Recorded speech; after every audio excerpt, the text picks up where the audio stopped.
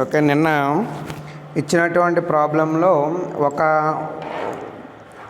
Ratio మనం కట్టామండి. మిగిలినవి మిమ్మల్ని కట్టమన్నాను, ఏమైనా ట్రై చేశారేమో చూద్దాము.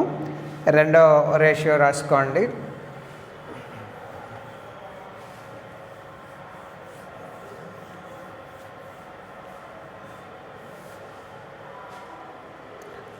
సెకండ్ రేషియో వచ్చి వాడు మనకి గ్రాస్ ప్రాఫిట్ రేషియో అడిగారండి. Sorry, current ratio.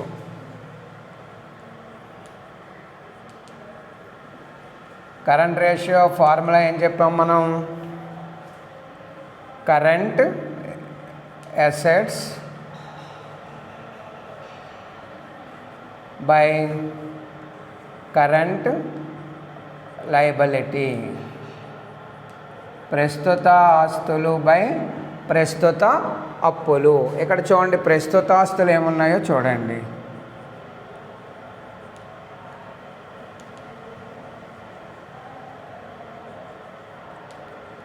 Current assets ఏమున్నాయో చూడండి లెక్కలో మనకి. Stock, sundry debtors, bills receivable and cash at bank, ఆ 4 ఉన్నాయండి. Stock plus sundry debtors,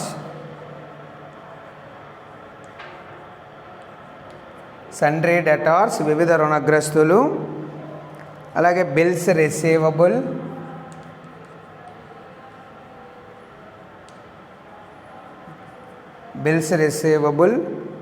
plus cash at bank.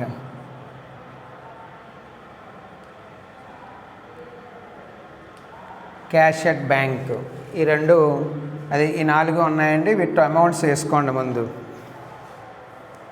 Stock వచ్చి 15,000 plus sundry debtors also 15,000 plus bills receivable వసూలు బిల్లులు 12,500 ప్లస్ క్యాష్ అట్ బ్యాంక్ వచ్చి 17,500. That is equal to total మనకి 60,000 వచ్చిందండి. ఇది total current assets వచ్చి టోటల్ 60,000 వచ్చింది. నెక్స్ట్ మనం కరెంట్ లయబిలిటీలో మనకి 2 ఉన్నాయి చూడండి. Creditors plus bills payable. రుణదాతలు మరియు చెల్లింపు బిల్లులు. రుణదాతలు వచ్చి 25,000 ఇచ్చాడు లెక్కలో, ప్లస్ 15,000 బిల్స్ పేబుల్ కింద ఇచ్చాడండి. టోటల్ వచ్చి ఇది 40,000. సో సూత్రం రాసుకోండి. Current ratio is equal to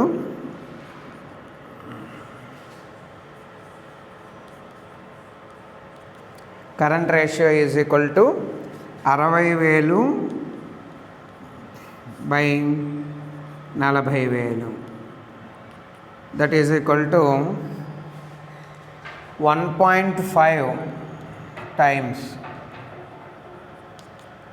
1.5 times. That is the answer.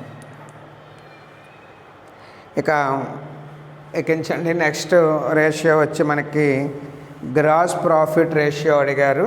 Gross profit ratio కడతామండి. చూడండి, మూడోది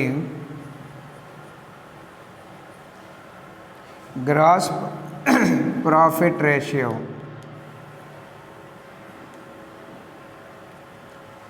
గ్రాస్ ప్రాఫిట్ రేషియో సూత్రం ఏంటి మనకి? Gross profit by net sales into 100. Gross profit ఎంత ఇచ్చాడు లెక్కలో మనకి? గ్రాస్ ప్రాఫిట్ వచ్చి మనకి 50,000 ఇచ్చారు. 50,000 by sales 1 lakh into 100. So 50,000 by 1 lakh into 100 అండి. That is equal to 50%. Gross profit వచ్చి 50%.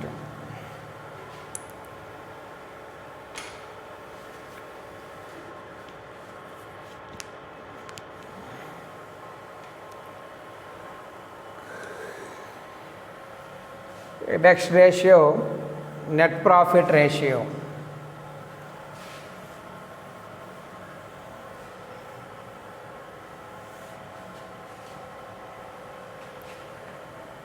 నాలుగోది net profit ratio.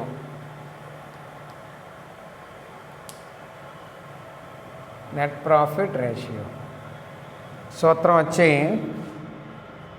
Net profit by net sales into 100.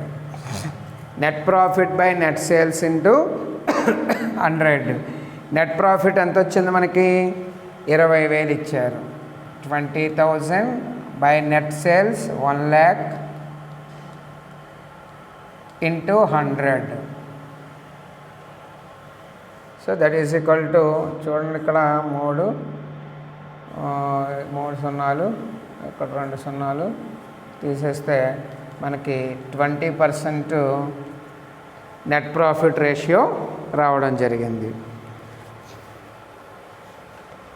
Okay, next operating ratio.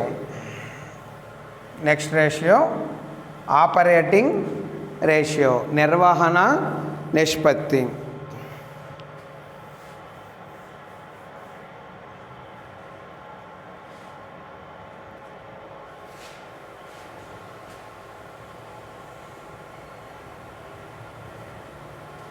నిర్వహణ నిష్పత్తి, ఆపరేటింగ్ రేషియో. ఐదోది operating ratio. Operating ratio సూత్రం ఏంటి మనకి? Cost of goods sold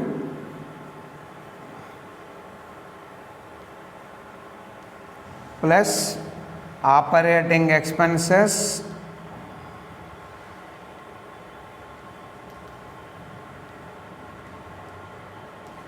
cost of goods sold plus operating expenses by net sales into 100. ఇక్కడ ఇందాక మనం cost of goods sold already stock turnover రేషియోలో మనం కనుక్కున్నామండి. ఇక ఆపరేటింగ్ ఎక్స్పెన్సెస్ వచ్చి మనకి చూడండి, ఆపరేటింగ్ ఎక్స్పెన్సెస్ ఇక్కడ మీరు కాస్ట్ ఆఫ్ గూడ్స్ సోల్డ్ వచ్చి 50,000 ఇందాక మనం స్టాక్ టర్నోవర్ రేషియోలో కాలిక్యులేట్ చేసామండి. Cost of goods sold amount వచ్చి 50,000 అక్కడ రావడం జరిగింది. ఇక ఆపరేటింగ్ ఎక్స్పెన్సెస్ వచ్చి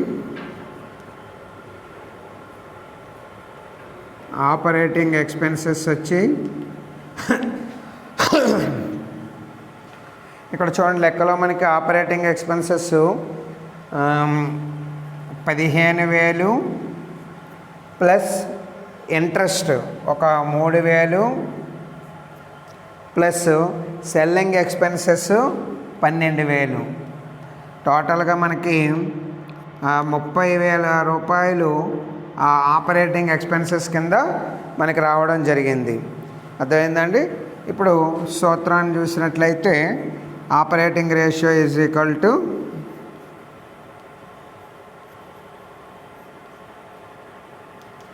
cost of goods sold 50,000 plus operating expenses value 30,000 by net sales వచ్చి 1 lakh into 100. That is equal to 80,000 by 1 lakh into 100. So ఈ మూడు కొడితే 80. సో 80% ఆపరేటింగ్ రేషియో అండి.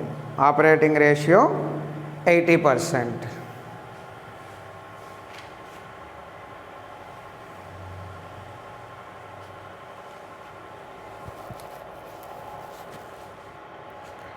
దీనికి operating net profit ratio calculate చేయాలనుకోండి,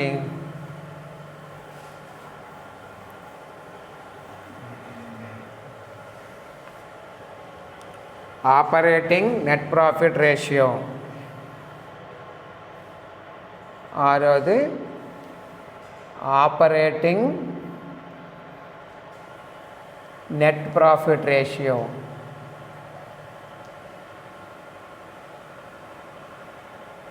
-100 operating ratio.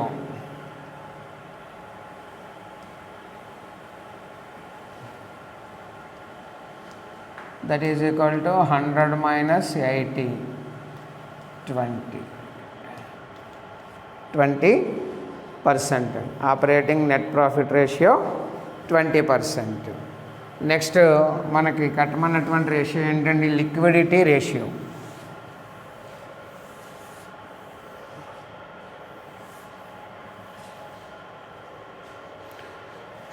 Next వచ్చి మనకి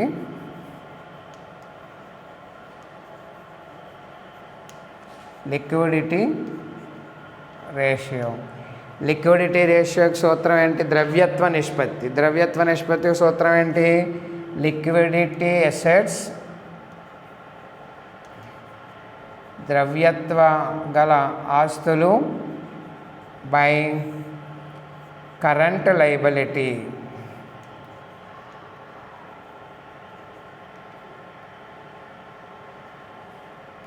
ద్రవ్యత్వ గల ఆస్తులు మైనస్ కరెంట్ లయబిలిటీ.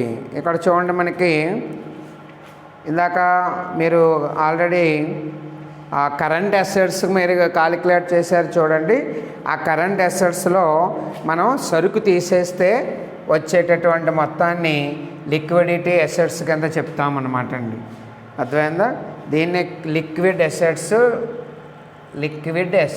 దీన్ని liquid are quick, liquid are quick రెండు ఒకటేనండి. శీఘ్ర నిష్పత్తి, త్వరితగతిన నిష్పత్తి, దీన్ని మనం ద్రవ్యత నిష్పత్తి అంటాం. ఇక్కడ మనం చూసినట్లయితే ఇక్కడ కరెంట్ అసెట్స్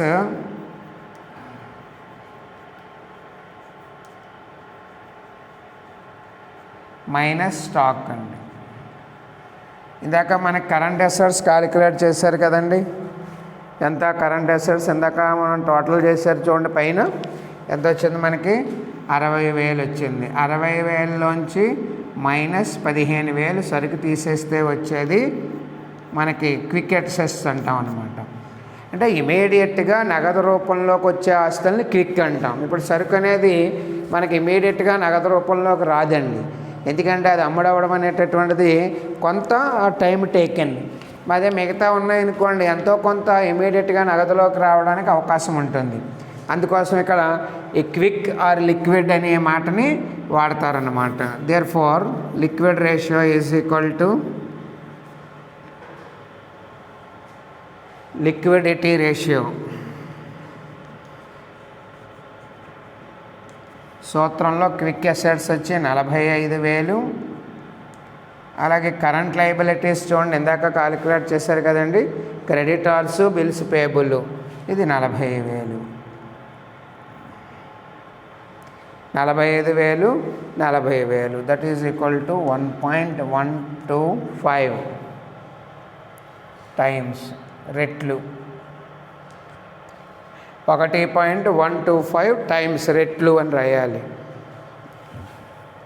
ఇంకా నెక్స్ట్ రేషియో. కాబట్టి ఇక్కడ మీరు దీన్ని ఏం చెప్పాను మీకు, ఇక్కడ రేషియో ఇంటూ 100 లేనప్పుడు 1.125:1 అని పెట్టుకోండి అని చెప్పాను కదండి. ఖచ్చితంగా అక్కడ ఇంటూ 100 లేనప్పుడు వాటికి 1 అని వీటికి పెట్టండి. Okay, next proprietary ratio.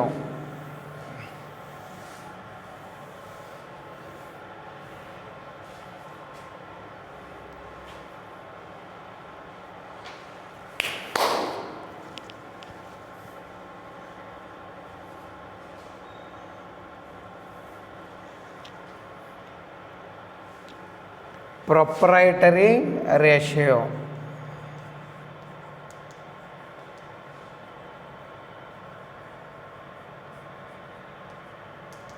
Proprietary రేషియోకి సూత్రం ఏం చెప్పాం మనం? షేర్ హోల్డర్స్ ఫండ్స్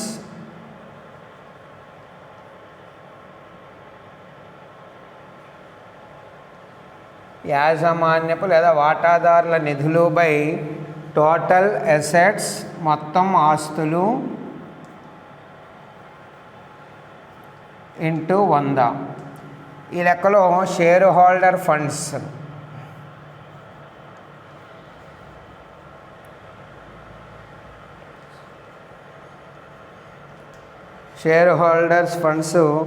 మనం ఏమి ఇచ్చాడో చూడండి. ఇక్కడ లెక్కలో capital, profit and loss account ఈ రెండే వస్తాయండి. షేర్ హోల్డర్ ఫండ్స్ వచ్చి capital plus profit and loss account, ఇవి లయబిలిటీ సైడ్ ఉంటాయి చూడండి. క్యాపిటల్ వచ్చి 1,00,000 plus profit and loss account వచ్చి 20,000 మనకి ఇచ్చాడండి. That is equal to 1,20,000. అలాగే టోటల్ అసెట్స్ ఎంత వచ్చింది మనకి? టోటల్ అసెట్స్ ఎంత ఉందండి మనకి? 1,60,000. Therefore, proprietary ratio is equal to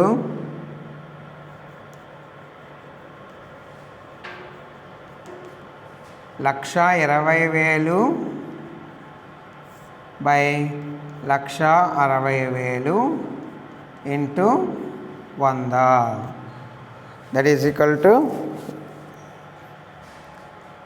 75%. ఇది ఎగ్జామినేషన్లో ఎగ్జామ్లో అడిగినటువంటి ప్రాబ్లం అండి. ఇది కూడా చాలా ఇంపార్టెంట్ ప్రాబ్లమ్స్. మీరు ఇందులో కొత్త రేషియో ఏమైనా వస్తే కనుక మీరు ఖచ్చితంగా పక్కనే ఒక వైట్ పేపర్ మీద రాసుకున్నట్టే పెట్టుకోండి. ఖచ్చితంగా రేషియోస్ అన్నీ కూడా రాసుకోవాలండి. రోజు కూడా 1-2 సార్లు చూడాలి. ఎందుకంటే ఫార్ములా మనకు వచ్చినట్లయితే ఆటోమేటిక్గా మనం ఆ సొల్యూషన్ అనేటటువంటిది చేయడానికి అవకాశం ఉంటుంది. ఓకే, నెక్స్ట్ ప్రాబ్లం రాసుకోండి. ద ఫాలోయింగ్ బ్యాలెన్స్ షీట్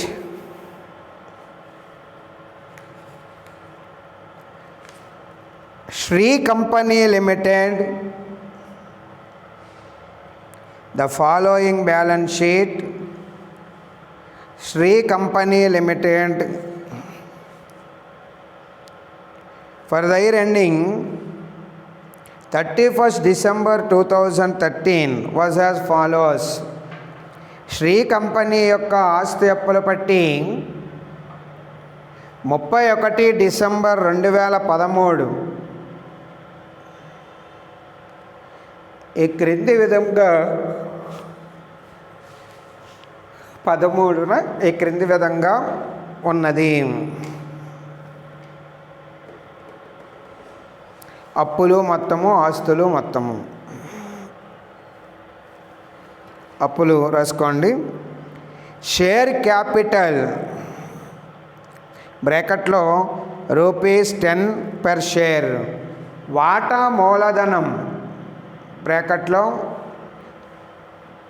వాటా ఒక్కంటికి ₹10 చొప్పున ₹1,50,000. Next reserves.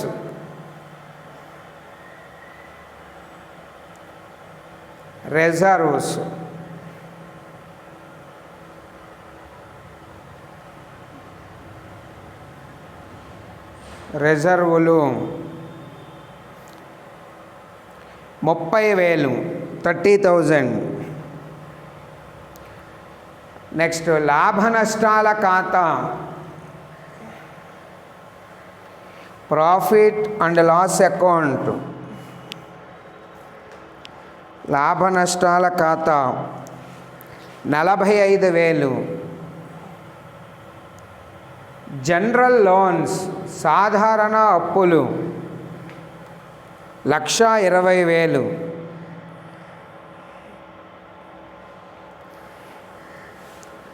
నెక్స్ట్ రుణదాతలు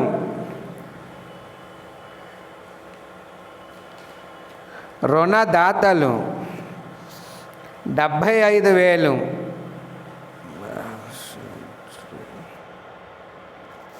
నెక్స్ట్ ప్రావిజన్ ఫర్ ట్యాక్సేషన్, పన్ను కోసం ఏర్పాటు,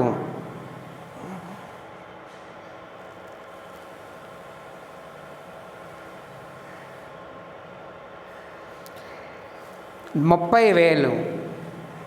ఆస్తుల్లో రాసుకోండి. గుడ్ విల్ ఆస్తులు assets, good will 90,000. Next fixed assets బ్రాకెట్లో ఎట్ కాస్ట్, స్థిరాస్తులు బ్రాకెట్లో కొన్న ధర 2,10,000. నెక్స్ట్ ఇన్వెంటరీ సరుకు, ఇన్వెంటరీ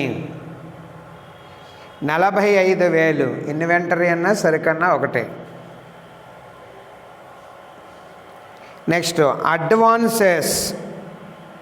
అడ్వాన్సులు 15,000. క్యాష్ బ్యాలెన్సెస్ నగదు నిల్వలు 45,000. బ్యాంకు బ్యాలెన్సెస్ బ్యాంకు నిల్వలు ఆల్సో 45,000, 45,000. టోటల్ 4,50,000, 4,50,000.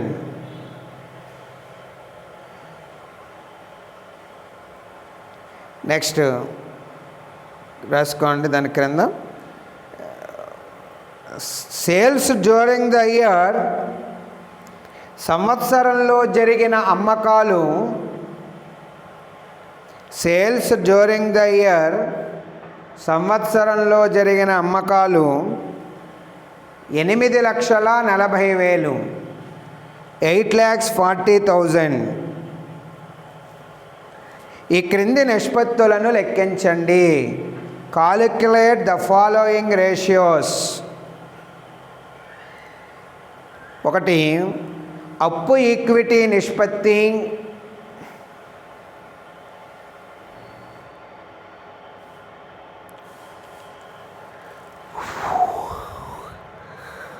అప్పు equity debt equity ratio.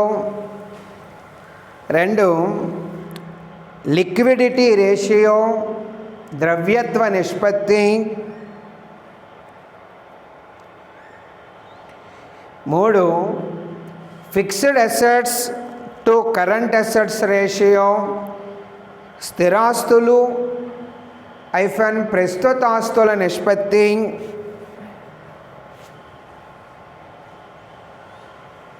Next fixed assets turnover ratio, స్థిరాస్తుల టర్నోవర్ నిష్పత్తి.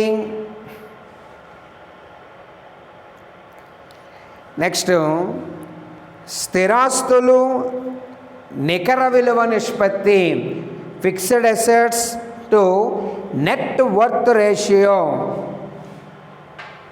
ఇది వాడు ఇచ్చినటువంటి సమస్య. మీరు సూత్రాలు మామూలుగా ఇందాక చెప్పినట్టుగానే ఏదైనా కొత్త సూత్రం ఏమైనా ఉంటే కనుక ఇక్కడ మీరు ఆ పేపర్లో రాసుకోండి. చాలా ఇంపార్టెంట్ అండి. ఎందుకంటే అన్నీ మనం నోట్స్లో కవర్ చేయమండి ముందుగానే. ఇంట్రడక్షన్లో కొన్ని సమ్స్ ద్వారా కొన్ని సూత్రాలు మీకు చెప్తానని చెప్పాను. అలాగా ఏదైనా కనుక కొత్త సూత్రం వస్తే మీరు రాసేసుకోండి. ఎందుకంటే మళ్ళీ ప్రత్యేకించి ప్రతిసారి నేను చెప్పనండి, కాబట్టి మీరే ఒకసారి చెక్ చేసుకోండి. సరే, ఆన్సర్ చూద్దాము. ఫస్ట్ కంట డెట్ ఈక్విటీ రేషియో.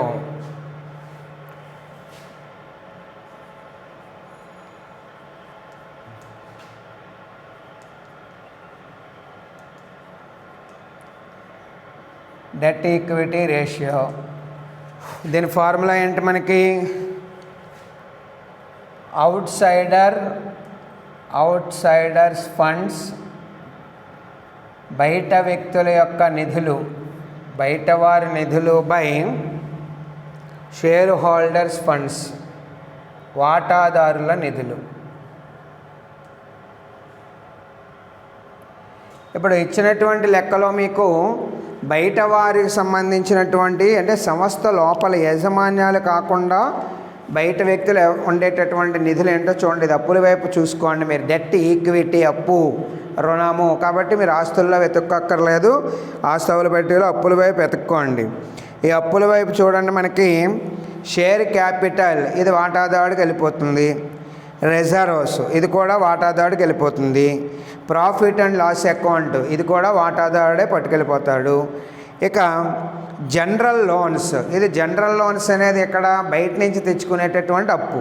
కాబట్టి బయట అవుట్సైడర్స్ ఫండ్స్ అంటాం చూసారా, దాంట్లో మనం ఈ జనరల్ లోన్ తీసుకోవాలి. అర్థమైందండి? అవుట్సైడర్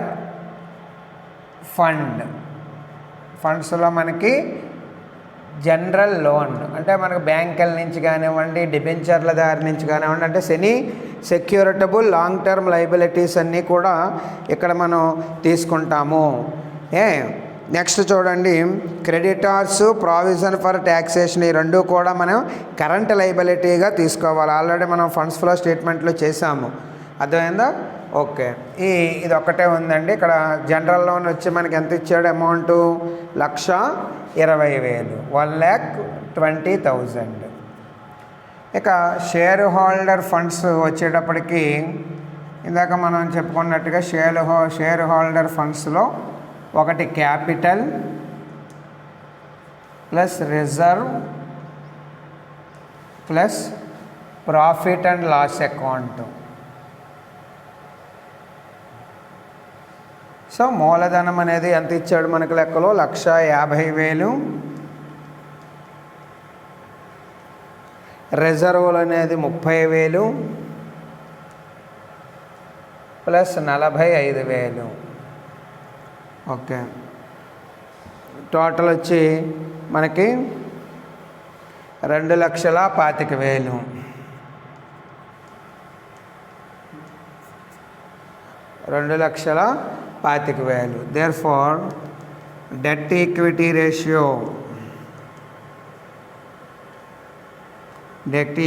ratio is equal to 1,20,000 by అంటే ఈజ్ ఈక్వల్ టు తిన్నంగా ఉండాలండి. అది 2,00,000 లేదా ఎక్కడికో ఇదిలా పైకి వెళ్ళిపోతుంది, కింద ఆన్సర్ వస్తుంది. 2,25,000 that is equal to 0.53 times రెట్లు. అది ఫస్ట్ రేషియో యొక్క ఆన్సరు.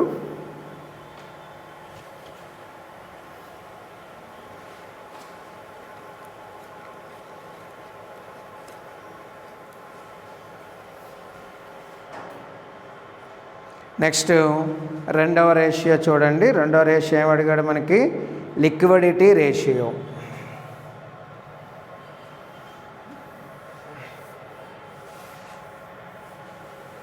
ద సెకండ్ రేషియో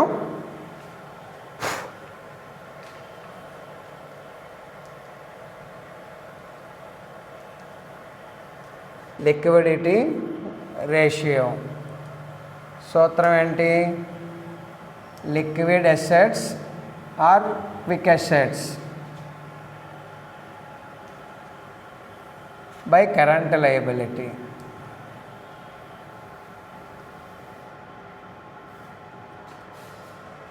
ఇక్కడ లిక్విడ్ అసెట్స్ ఏమన్నాయో చూద్దామండి. లిక్విడ్ అసెట్స్ ఏమున్నాయి మనకి లెక్కలో చూస్తే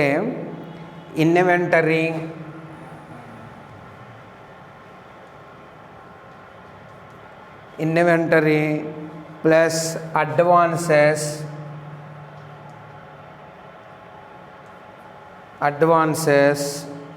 క్యాష్ ప్లస్ బ్యాంక్. అర్థమైందా? ఈ 4 మనకి కనబడుతున్నాయండి. అయితే ఇక్కడ మనం లిక్విడ్ అసెట్స్ వేసుకునేటప్పుడు మనం ఏం చెప్పామండి, ఇవన్నీ కూడా కరెంట్ అసెట్స్ అవుతాయి. ఇందులో మనం ఇన్వెంటరీని తీసేయాలి. కాబట్టి ఇన్వెంటరీ లేకుండా మీరు తీసుకోండి. అంటే కేవలము మనకి ఈ 3 ఐటమ్సే ఈ లిక్విడ్ అసెట్స్గా తీసుకుంటాం. ఈ 4ని కరెంట్ అసెట్స్ అంటామండి. కరెంట్ అసెట్స్లోంచి మైనస్ స్టాకు అలా ఇన్వెంటరీ తీసేస్తే వచ్చేది లిక్విడ్ అసెట్స్. కాబట్టి మనకి చూడండి ఇక్కడ ఆ స్టాక్ లేకుండా ఉన్నటువంటి అమౌంట్స్ తీసుకోండి. 15,000 ప్లస్ 45,000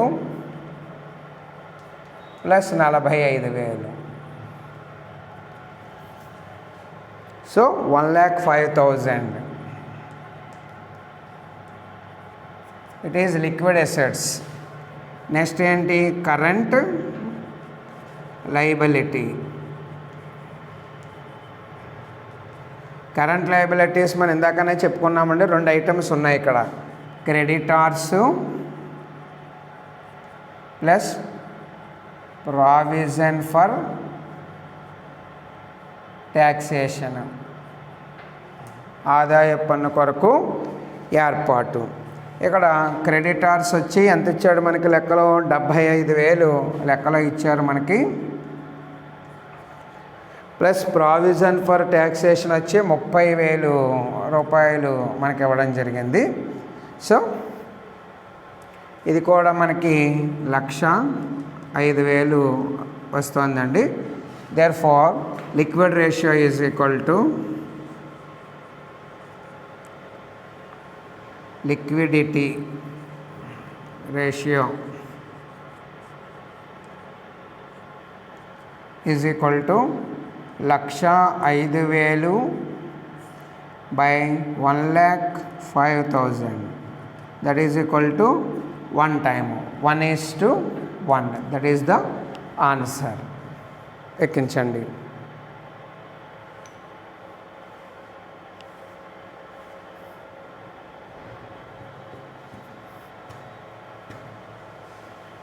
ఇక నెక్స్ట్ 3వ రేషియో ఏంటో చూద్దాము.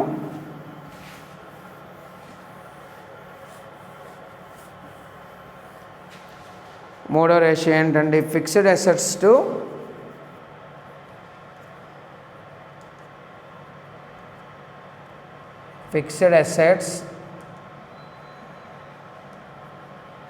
Current assets.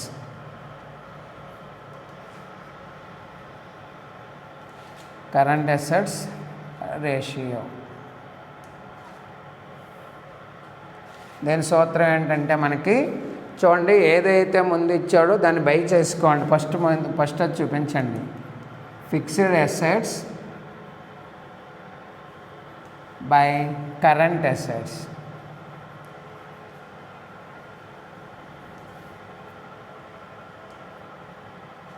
ఇక్కడ చూడండి ఫిక్స్డ్ అసెట్స్ ఎన్ని ఉన్నాయండి మనకి చూడండి.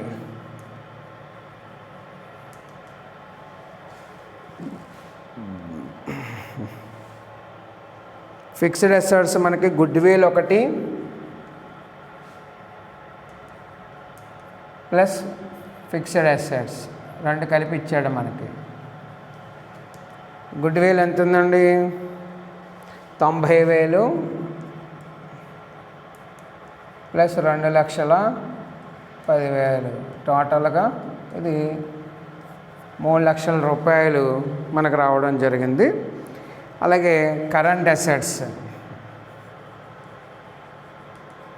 ఇందాక మనం కరెంట్ అసెట్స్ చూడండి చూపించాను మీకు, ఇన్వెంటరీతో కలిపి చూపించాలి. ఇక్కడ inventory plus advances, inventory plus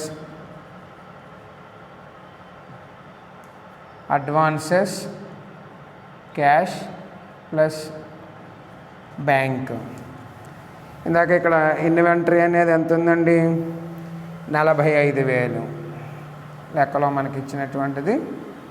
plus ఇందాక మీరు కాలిక్యులేట్ చేశారు, ఈ 3 కలిపితే 1,05,000 వచ్చింది. సరే అలా చూపించుకున్నా పర్వాలేదు, లేదా ఇన్వెంటరీ ప్లస్ లిక్విడ్ అసెట్స్ అని రాసినా, క్విక్ అసెట్స్ అని రాసినా కూడా సరిపోతుందండి. లేకపోయినా ఇంకోసారి మీరు చూపించండి, తప్పేమీ లేదు. 15,000 ప్లస్ 45,000 ప్లస్ 45,000 అంటే చూడండి ఎంత వచ్చిందో మనకి 1,50,000 ఇక్కడ కరెంట్ అసెట్స్ వచ్చాయండి. ఈ కరెంట్ అసెట్స్లో ఇన్వెంటరీ తీసేస్తే వచ్చేది లిక్విడ్ అసెట్స్, దాన్ని క్విక్ అసెట్స్ అంటాము. ఇక్కడ సూత్రం రాసుకోండి. ఏంటది? ఫిక్స్డ్ అసెట్స్ టు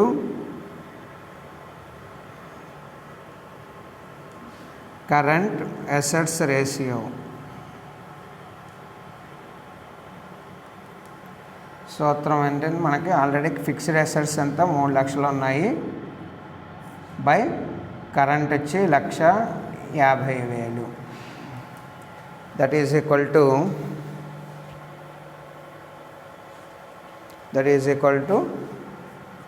2 అండి. అది ఆన్సర్ 2 టైమ్స్. సింగిల్గా ఉన్నప్పుడు ఇప్పుడు 2 times. Okay, next fixed assets turn over ratio అడిగాడు. అవునా? ఎక్కించండి. ఇది fixed assets turn over ratio అడిగాడు.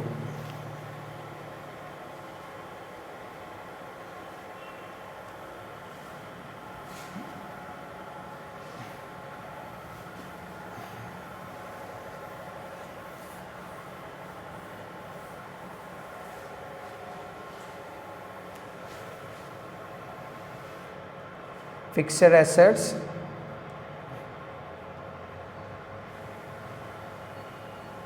Turn over ratio. Fixed asset turn over ratio అనేది ఎలా వస్తుంది? ఫార్ములా ఏం చెప్పాను మీకు? Sales by fixed assets. అందుకనే మనకి లెక్కలో ఈ సేల్స్ ఇవ్వడం చేశాడండి. ఇక్కడ సేల్స్ మనకి ఎంత ఇచ్చాడు? సేల్స్ మనకి చూడండి 8,40,000. సేల్స్ వచ్చి 8,40,000 లెక్కలో ఇచ్చాడండి. అలాగే ఫిక్స్డ్ అసెట్స్ వచ్చి మనం కాలిక్యులేట్ చేసాం ఇందాక. ఫిక్స్డ్ అసెట్స్ వచ్చి 3 లక్షలు మనం కాలిక్యులేట్ చేసాము. Therefore fixed assets turn over ratio short చేశానండి. Fixed assets turn over ratio is equal to 8,40,000 by 3 లక్షలు. That is equal to 2.8 times అండి. 2.8 రెట్లు.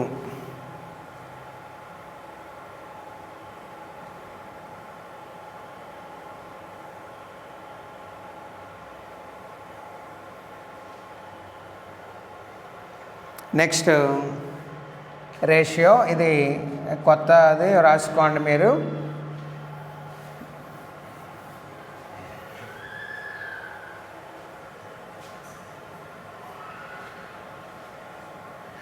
Fixed assets to net worth ratio.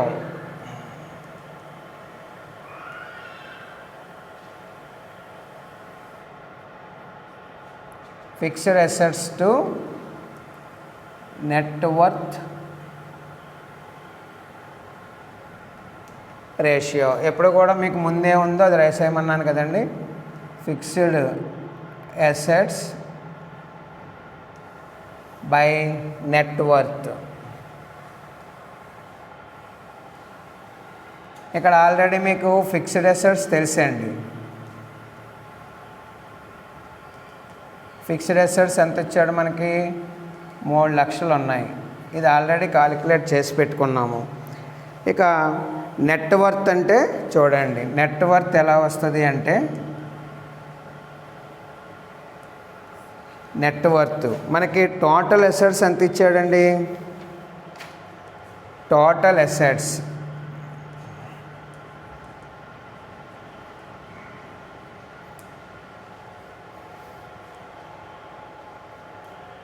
ASSETS total assets ఎంత ఇచ్చాడు మనకి? కొంచెం దూరంగా వేసుకోండి. 4,40,000 ఆస్తుల యొక్క మొత్తం ఆస్తుల యొక్క టోటల్ అండి. దీనిలోంచి లెస్ వాటాదారుల నిధులు కాకుండా మిగిలినటువంటి ప్రస్తుత మరియు దీర్ఘకాలిక సెక్యూరిటబుల్ క్రెడిటార్స్ ఏమైనా ఉంటే తీసేయాలండి. ఇక్కడ మనం టోటల్ లయబిలిటీస్ అర్థమైందా, ఎక్సెప్ట్ షేర్ హోల్డర్స్.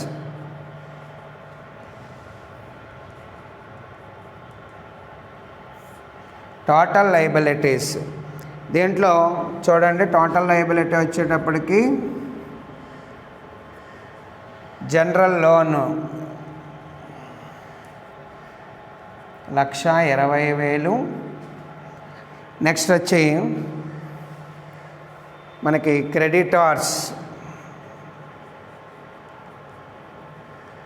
వాటాదారుల నిధులు వదిలేసి మిగిలినటువంటి బయట వాళ్ళందరివి ఇక్కడ తీసుకోవాలండి. అప్పుల కింద 75,000. ప్రావిజన్ ఫర్ ట్యాక్సేషన్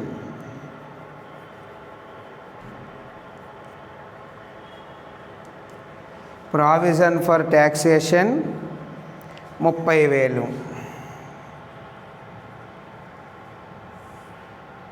ఈ టోటల్ అందులోంచి తీసేసేయండి. ఇది ఎంత వచ్చిందంటే మనకి 2,25,000 వచ్చిందండి. తీసేస్తే మనకి 2,25,000. ఇది నెట్ వర్త్. సూత్రం ఏంటండి, మనకి సూత్రాన్ని అప్లై చేస్తే సూత్రం ఫిక్స్డ్ అసెట్స్ వచ్చి 3,00,000 బై 2,25,000. ఈ సూత్రాన్ని మనం అప్లై చేస్తే అంతే కదా, 2,25,000 that is equal to 1.33 times 1.33 రెట్లు. సో ఈ విధంగా ఇక్కడ మీరు చేయాలండి. ఏదైనా ఇక్కడ కొత్త సూత్రం ఉంటే కనుక రాసేసుకోండి.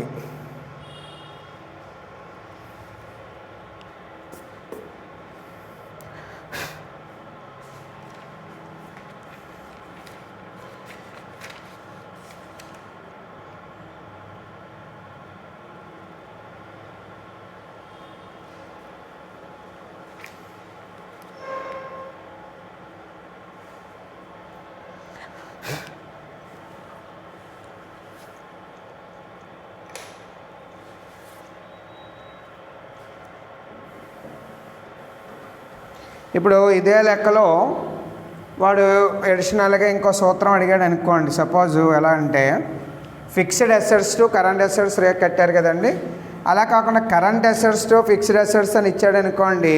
సూత్రం current assets by fixed assets వేసుకోండి. Current assets by fixed assets. మీకు ముందు ఇచ్చింది పైన చూపించాలి, చివరిది కింద చూపించాలండి, అంతే. మిగతా ఏమీ ఉండదండి. కన్ఫ్యూజ్ ఏమి పడద్దు, అసలు చెప్పలేదని కూడా అనక్కర్లేదు. సో అది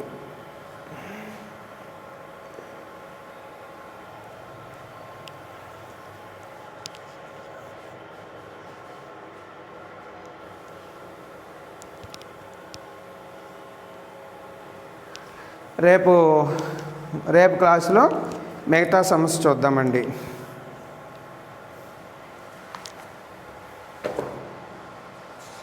రోజు మాత్రం ప్రాక్టీస్ చేయండి ఫార్ములాస్, అంతే. ఆటోమేటిక్గా వస్తాయండి, గుర్తుంటాయి, పెద్ద ఏమీ కష్టమేం కాదు. సూత్రాలు గుర్తుపెట్టుకుంటే చాలండి, లెక్క ఆన్సర్లు ఆటోమేటిక్గా వస్తాయి.